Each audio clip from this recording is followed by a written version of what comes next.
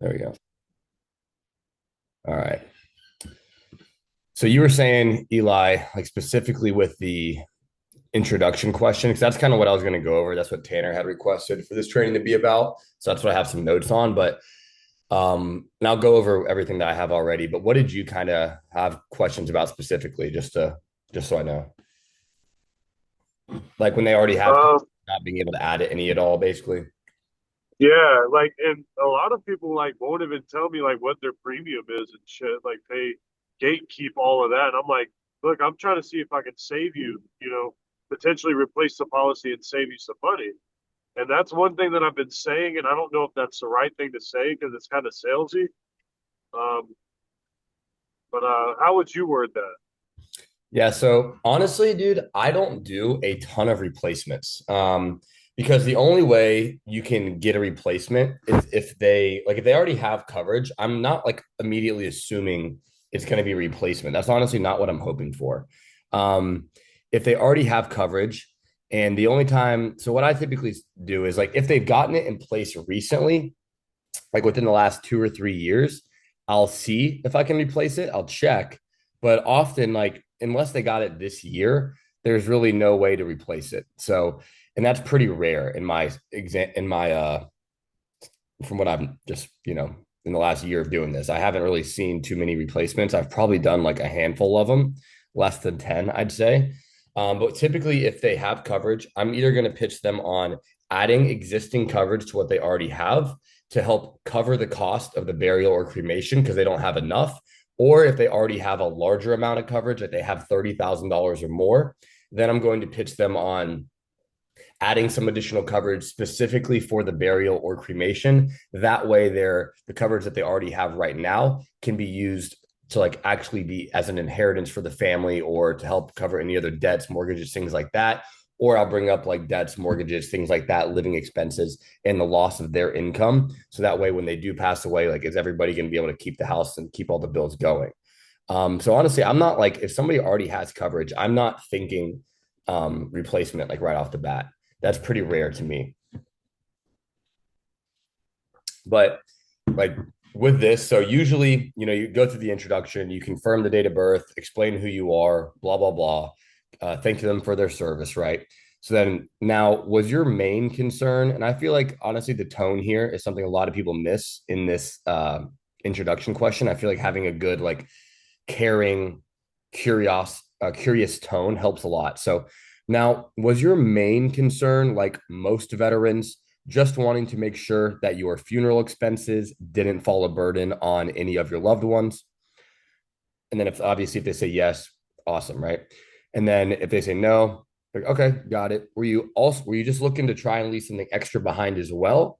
Or were you just mostly worried about getting those expenses covered? Or if they say yes, I'll typically ask that question. But a lot of times they'll say something along the lines of, "Oh, I already have that covered," right? That's typically what we hear is, "Oh no, I already have that covered." Be like, okay, that's perfect. I'm not going to immediately just get super combative with them and just be like, well, then why did you fill out this request? That's kind of my last resort. If I try everything else, and like that's honestly my very last thing that I go to is like, well, sir, the request, what did you fill this request out for, sir? What were you looking to accomplish? And then usually that doesn't really go anywhere. So that's kind of like the very last resort. Um, so they say, I already have this covered, right? That's typically what we get 9 out of 10 times if it's not going to be like an immediate yes. Be like, all right, that's perfect. So did you prepay through a funeral home or do you already have some life insurance coverage in place? If they and the key here when you're asking these questions is just to be very assumptive.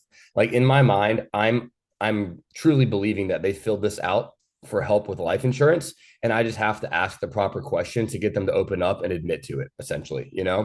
Um, so if they say, oh, I prepaid that with the funeral home. Okay, perfect. So then with this request here, were you just looking to add some additional coverage to leave some extra money behind for the family?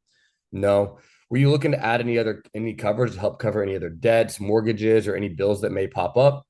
No. Would your family, your spouse be able to keep everything going if they lost your income tomorrow? Like with the mortgage and the house and all that kind of stuff, sir? No. Okay. You do realize that VA benefits are only for $300 and they don't cover the cost of the burial, right? You actually prepaid through a funeral home, right? Okay, got it. And then I get with this request, then, sir, were you just looking to leave a legacy or an inheritance behind? And they're still saying no, no, no. Then it's just like, all right, sir. Well, so were you looking to extend your discounts to get some coverage in place for your wife or anybody else in your family? I'm just basically trying to dig out why it is that they submitted the request for coverage, right? Um, so I put here too, if they already have coverage. So now I'll kind of go over the questions I would say if they already have life insurance coverage. So I say, all right, perfect. Did you prepay through a funeral home or do you already have some life insurance coverage in place? And then if that's the case, they say, oh, I already have some coverage in place, which is more common than I would say prepaying through a funeral home. I'm essentially going to try to pitch them on either coverage to fill the gap because a lot of times people will only have 10,000, 5,000, and they plan on being buried. And we all know burials can be on average like 16,000, which really is the average. And it can be up to like 25, maybe even 30. It can be, I mean, it can be, you can probably have $100,000 burial if you really want to, you know? Um, but essentially, if they already have coverage, I'm trying to pitch them on adding existing coverage to fill a gap to make sure that the entire cost is covered, maybe leave some extra money behind as well. If they have a lot of coverage, like 50,000, $30,000 plus, then I try to ask questions to pitch them on the fact that they should get a policy specifically for the burial or cremation. That way, their existing coverage doesn't have to be eaten up by, their final expenses. So if they already have coverage, actually, before I kind of go into the part, if they already say they already have life insurance coverage, do you have any questions about like the word tracks for the, if they prepaid it, Eli or Pierce? I don't. No, I was gonna say like I do get to that point where I'm like I do say like what am I trying to say? I'm sorry, I'm blanking out. You're good. Um, so when they do have the coverage, I have said like um, damn it, what the hell am I trying to say? My bad. You can keep going. I'll let you know if it pops back in. It's raining like a bitch right now, so You're saying like you were saying at the beginning of the call before I started the recording that you just can't get people to even open up to you and tell you how much coverage you have, right? yeah. And Okay. and whenever they do say they have coverage, I do use that. I'm like, well, would you rather that policy go in? Would you rather, or not? Would you rather? But wouldn't it be better to get something in place to just specifically take that cost off your family's shoulders? That's something I've kind of said to keep the other policy separate, so I guess they can live off of it. Um, but yeah, I was Yeah. gonna say like it still doesn't really get me anywhere though. I think a good way to word that when they have a lot of coverage would be like, all right, perfect. So Yeah, I'm glad you have that existing coverage. But I'm assuming you got that policy so they would have some money left behind when you do pass away so that they were that way they can, use it as an inheritance, keep paying the bills, use it for things that they actually need. So with this request here, you were probably just looking to add a policy specifically for the final expenses. That way your existing coverage didn't have to be used to cover your burial. Is that correct?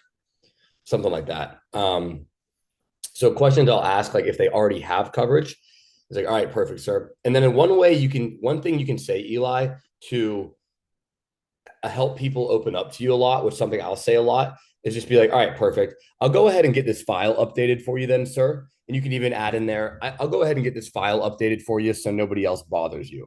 How much coverage do you currently have? And then they're thinking, all right, perfect. Like, I'm going to answer some questions. I'm going to tell this guy that I'm good to go. And they're not going to give me these fucking calls anymore. Right. So I'll add that line in there sometimes if they won't open up. Be like, well, sir, I'm just trying to get your file updated here because our job is to make sure that our veterans are protected and their families are taken care of. So I just want to get this updated here so nobody else bothers you. Okay. All right. So how much coverage do you currently have? Something like that if they're not opening up to me. All right, perfect, sir. So how much coverage do you currently have? And then did you get that in place recently or have you had that for a while? If they got it in place recently, I'll ask some questions like, okay, perfect. How much coverage do you have? What's the monthly premium? And then do you know the name of the carrier went through? And I'll maybe ask about replacing it a little bit and see if that's an angle I could take. But again, in my experience, pretty rare that I'm going to replace a policy because if they've had it in place for 3+ years, like even though we do have good rates, like it's just hard to beat a rate that somebody's had for over 3+ years. I mean, it happens, but I I'm not. wouldn't say it's very likely. My past few policies have been replacing. Really. Yeah, I don't know what it's been, but I've like kind of I talked to Shane about it and just sort of digging more into it. Like yesterday, not yesterday, Wednesday on the his and hers I sold, this couple was paying $256 a piece, so about like 130 a policy for 10 grand a piece. I Jeez. got I got the wife 30,000 in coverage and the husband 20,000 in coverage for the exact same price with Corbridge. Nice, dude. Yeah, Yeah, which obviously it's worth asking. I personally just haven't had many recently. But yeah, I guess Pierce, how are you going into it? like right when I ask, I feel like it's super. I've like been. It's super important, like because Eli was like kind of saying, and we were talking about it yesterday. Like when you ask money or like ask about the price or what someone is paying on a policy, what the policy's worth, they can get real standoffish early in that conversation. Definitely. So when I call and like it's usually, after you ask like, so did you submit this request, and they're like, "Oh, no, I already got that in place." I've been like, "Oh, okay. Well, perfect. I mean, that makes my job here pretty easy." Mhm. And I'm trying to like I don't ask like anything about price. I make sure to do that last. Like I'm trying to break down some walls first. Like I got you. You know what carrier you like? How much did how long have you had that in place? And if they just did it, I'm like, this line I've been using is I'm like, okay, and do you know if like those veteran discounts were applied when you got it? Mhm. And then they'll be like, well, I don't know. And that's like the line I used on that guy the other day. And I go, well, how long ago did you get it? Yeah, and then he tells me, and then he's like, I'm like, okay, how much coverage y'all get? And then it's like a conversation, not like I'm digging to find it. He wants to know about these like veteran discounts getting applied to his coverage, I guess. That's kind of how I've been phrasing it. I love that. And I'll say something similar. Like if they already have it in place too, I'll say something like, "All right, perfect. And did you get it through one of the veteran?" I've been saying like, "Did you get it through one of the veteran discount programs, or did you guys just get it through the private sector?" Okay. Do you know the name of the care you guys went through? And then if they're like Globe Life or whatever like that, I'll be like, "Oh, do you have any like serious medical conditions like cancer? Have you had any recent heart attacks, anything like that?" Okay. Well, I'm just trying to figure out why they put you on because Globe usually comes with like a 2 year waiting period. Just kind of trying to confuse why they put you on that. Do you know yours? Are you aware if yours has a 2 year waiting period? Is it like a term policy? Questions like that to kind of make them second guess the validity or like how good their coverage is. Exactly. I'm trying to like break that. If I can get them to second guess it, then I'm open to like ask those questions about the price of their policy. But I feel like I gotta have some like meat in the game, I guess, before I shoot for like those price questions. Yeah, that's 100% the way to go, dude. And the fact that you're getting replacements means you know what you're doing with it. So don't. I got a night. That was my past three, I think, actually. And then on Thursday, Had they had some it in place for a while? this guy that the one where they both had 10,000, I don't know. They didn't know the carrier. They were like clueless about it. Someone like that's why I asked the question. I go, is there like an EPC? And because I don't even get how someone could sell them that minimal amount of coverage at their age for that price.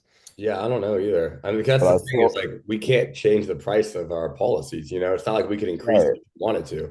Right. So then this guy sold yesterday, or yeah, the other day. He had Royal Neighbors, and he got it 4 years ago, and America was the same price right now. Or he got it in 2019, so 6 years ago, 7 years ago. Gotcha. And I'd never heard of Royal Neighbors. Well, I looked them up. They are an A-rated carrier, but they're the exact same price as America now, and he had 10,000 with them, and then I just sold him on 15,000 with America, and he canceled that Royal Neighbors policy. There you go. Yeah, our rates are good. So like if they've gotten it in place within the last few years, like there's definitely a chance you can replace it. Um, and I think like trying to, like you mentioned, Pierce, trying to just be, obviously have their best interest in mind helps. And then just to like ask the right questions, be curious helps that allows them to like open up. And you can also mention just like the veteran discounts or updating their file, things like that. Um, like, did you get in that place recently? You've had it for a while. And then a lot of times too, I do a lot of policies where they have like five to $20,000 of coverage. And I'm just essentially, but it's cheap because they've had it in place for like 20 years. And then I'm getting them on adding coverage to that, right? So that's a lot of my policies recently has been like that kind of situation where they have a low amount of coverage and I'm helping them add on to it. And kind of how I get into that is I'll just ask like, all right, perfect. I'm glad you have that $10,000 in place. And you've had that for a while, right? Or have you had that get that in place recently, or have you had it for a while? And they're like, oh, I've had it for like 10 years. But all right, perfect. So then, and did you plan on being buried or cremated one day? And then if they say buried, then I'm like, okay, perfect. So then, do you know how much burials typically cost nowadays, sir? If they don't say, whatever, if they still think it's like $8,000, they'd be like, well, blah, blah, blah, it's this much. So they're like usually 15 to 20 nowadays. So I assume with this request here, you were just looking to add, an additional 5 to 15,000 just to make sure that that entire burial cost is covered and maybe leave a little bit of extra money behind as well, correct? Something like that. And if they think it's more, then perfect. Like, all right, perfect. So then with this request here, you were probably just looking to add some additional coverage to make sure that that entire burial cost is covered and leave some extra money behind as well, correct?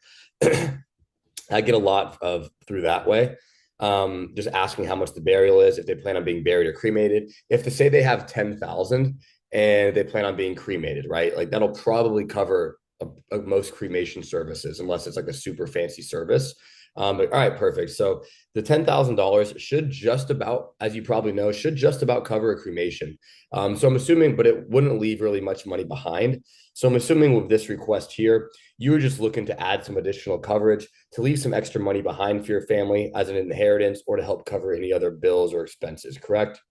So that's like just a very big thing with how you ask these questions. It's just like, okay, perfect. So I'm assuming with this request, so you're always like referencing their request, and I feel like that helps me a lot. Do you guys do that as well?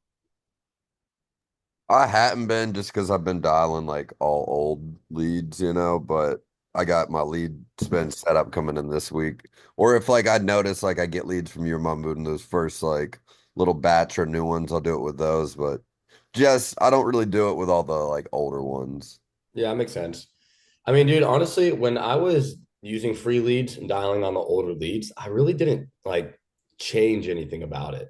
I, You I know? wouldn't say I'd change anything. I just don't like assert that they just like I'm more confident in like I don't know, I think maybe just a mental thing, but I'm more confident in like asserting, well, you just submitted this, right? Like when I just get like a live lead that I paid for, Yeah. whereas like, I'm looking like at a lead from April. So I kind of just like avoid that wording like completely. Not changing it, but I just like I say it like in the beginning, like in regards to the lead, what you submitted, but I'd like never bring it back up or like harp on it. Sometimes I'll even say, like, if it's an old lead, I'll kind of like change my wording with it. Be like, yeah, I'm calling you in regard to it looks like a open file we got here or something like that. Yeah. Yeah, yeah, I gotcha. And that's kind of the same. I don't know, whenever I was using the paid lead or the free leads, I would pretty much just act like it was a brand new lead, honestly. Because a lot of the times I feel like we can almost like steal people's leads with those old leads because these people probably filled out a recent request as well, and there's like a 50-50 chance in my mind that they recently filled out some other request and now you're calling them and they think that you're from the new request. So there's like a chance that you could end up even I like had never even put that in. Yeah, that actually just happened with me and Pierce. Literally, like I had a new lead come in when we were in Atlanta, and it was like that Skaggs guy, and then I hear Pierce selling a policy, and he's like Timothy Skaggs, and what was that, like an old lead like from February? So he filled out another one, a new one, and but he didn't answer my calls. Yeah, I'd So, close a February of his like the yeah, 6th. yeah, I but, mean, that definitely can happen, dude. Like, because I remember when I was dialing old leads, I would sometimes, get laydowns. They were like, just like, yeah, like I just submitted this, and I was like, like you probably didn't, but okay. But then the more I thought about it, I was like, well, if they clicked on this ad 3 months ago or 6 months ago, they probably clicked on this ad. They might have clicked on another one recently, like a week ago or 2 days ago, and they didn't they don't know the difference. They don't know who's going to call them. It's just some random person calling them anyways. last thing I wanted to mention here is like if they have a large amount of coverage, like say somebody has $100,000 in coverage, they've had it in place for a long time, can't beat the price, right? Then I'll say something like, all right, perfect. So with this request here, were you just looking to add some coverage specifically to cover the burial or cremation? That way your family doesn't have to use the existing $100,000 for your burial, and that can be left as an inheritance. Was that kind of why you submitted this request, sir?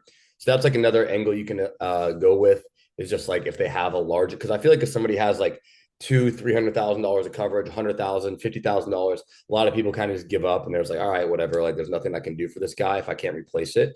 But I've gotten a fair amount of deals from just asking that question and essentially pitching them on the fact that, okay, perfect. So since it's great that you have that $50,000 of coverage, the reason why a lot of, and I'll use that too, the reason why a lot of veterans reach out, or the reason, I'm assuming the reason why you're reaching out. So, okay, perfect. So you're probably like most veterans that I talk to that already have a lot of a decent bit of coverage, where you wanted something specifically to cover the burial or cremation. That way, your existing coverage didn't have to be used to pay for your final expenses and can be used by your family as an inheritance and for the big things that matter, like the mortgages and things like that. Correct, sir?